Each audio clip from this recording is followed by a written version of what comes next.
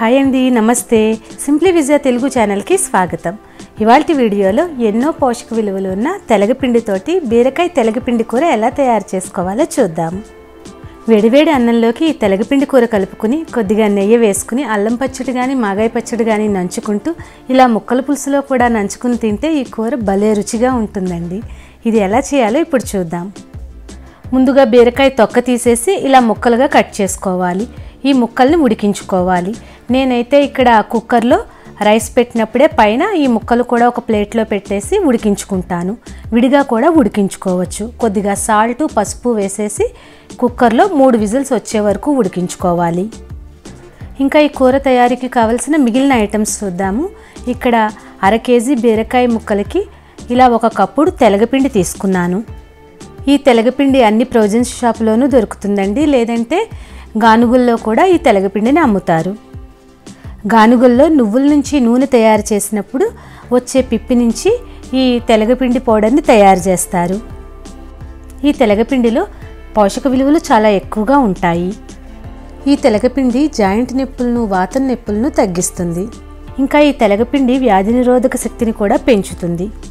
ఇదిగో ఈ బీరకాయ ముక్కలు ఇలా మెత్తగా ఉడికిపోయాయి.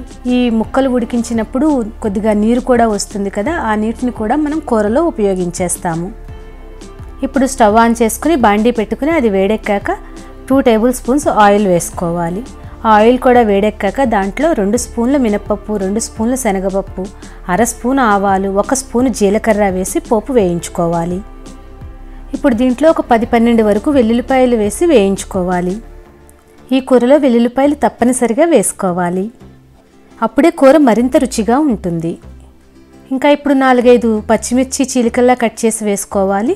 2-3 ఎండుమిర్చి కూడా ముక్కలు చేసుకుని వేసుకోవాలి. కొద్దిగా కరివేపాకు వేసుకుని పోపు వేయించుకోవాలి. ఇప్పుడు ఈ పోపులో కొద్ది పోపుని మనము 1 కప్పులోకి తీసి పక్కన పెట్టుకోవాలి. కూర అంతా అయిపోయాక చివర్లో ఈ పోపు వేసుకుంటే బాగుంటుంది. ఇప్పుడు ఈ మిగిలిన పోపులో మనం ఉడికించి పెట్టుకున్న బీరకాయ ముక్కల్ని నీటితో సహా వేసేసుకోవాలి.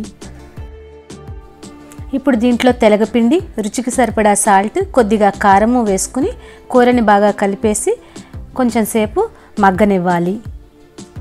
ఈ కూర మొదట ముద్దగా అవుతుంది, తర్వాత పొడిపొళ్ళాడుతూ వస్తుంది. బీరకాయ ముక్కలు ఉడికించినప్పుడు ఎక్కువ నీరు రాకపోతే విడిగా మనము 1 గ్లాసుడు వరకు దీంట్లో నీళ్లు పోసుకుని ఈ కూరని ఉడకనివ్వాలి.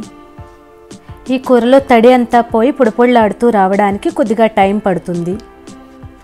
ఈ కూర మీద మూత పెట్టి మధ్య మధ్యలో కలుపుకుంటూ కూర అడిగంటిపోకుండా ఉడికించుకోవాలి. మోనోపాజ్ దగ్గర పడుతున్న ఆడవాళ్ళకి, బాలింతలకి ఈ కూర చాలా మంచిది. ఈ తెలగపిండిలో అధికంగా కాల్షియం ఉండడం వల్ల ఎదిగే పిల్లలకు కూడా చాలా మంచిది. కూర తడిదనము పోయి ఇలా కొద్దిగా పొడిపొళ్ళాడుతున్నప్పుడు స్టవ్ ఆఫ్ చేసుకుని మనం పక్కకి తీసి పెట్టుకుని ఈ పోపును కూడా కలిపేసుకుంటే బీరకాయ తెలగపిండి కూర రెడీ అయిపోయింది. మన ఆరోగ్యానికి ఎంతో మేలు చేసే ఈ పాతకాలపు వంటని మీరు కూడా ట్రై చేసి మీకు ఎలా వచ్చిందో కింద కామెంట్ సెక్షన్లో నాతో షేర్ చేసుకోండి. మీకు వీడియో నచ్చితే తప్పకుండా లైక్ చేయండి, ఫ్రెండ్స్కి, రిలేటివ్స్కి షేర్ చేయండి.